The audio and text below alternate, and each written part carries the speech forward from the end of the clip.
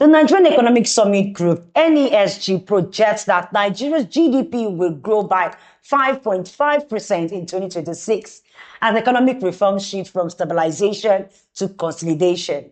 Inflation has dropped from 33% in 2024 to 40.45% in November 2025, while foreign reserves now stands at $45.5 billion. The Minister of Finance, Wale Edun, says these improvements indicate that reforms are beginning to take effect. But the NESG warns that growth must now translate into more jobs and higher incomes. The message is clear. Nigeria has turned the corner, but the journey to sustained prosperity is just beginning. If you have been struggling to track your passport, here is some good news. The Nigerian Immigration Service has upgraded its tracking system. Applicants can now monitor when passports are produced, ready for collection, or in transit. This is expected to reduce delays and make the process more seamless. Lagosians, say goodbye to traffic jams and hello to cleaner, cheaper ferry rides.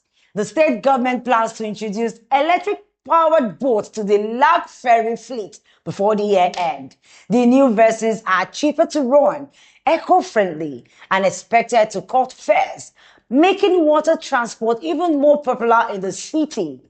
A big win for academia, as the FG and Asuu have agreed to a 40% salary increase and enhanced allowances for lecturers. The reform ties 9 key academic allowances to actual duties, covering journals, conferences, postgraduate supervision, and more.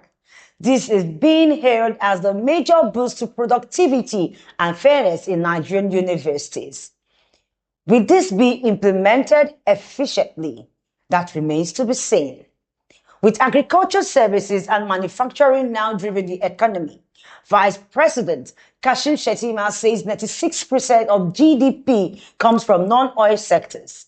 The National Economic Council is pushing hard to expand Nigeria's non-oil revenue by inaugurating a panel to implement President Bola Ahmed Tinubu's legacy projects, focusing on highways, job creation, and export diversification. The NEC resolves to tackle issues limiting agricultural productivity and food supply, aiming to strengthen domestic production and reduce import dependency. Global instability may affect commodity markets, but Nigeria is positioning itself to withstand shocks and protect its citizens.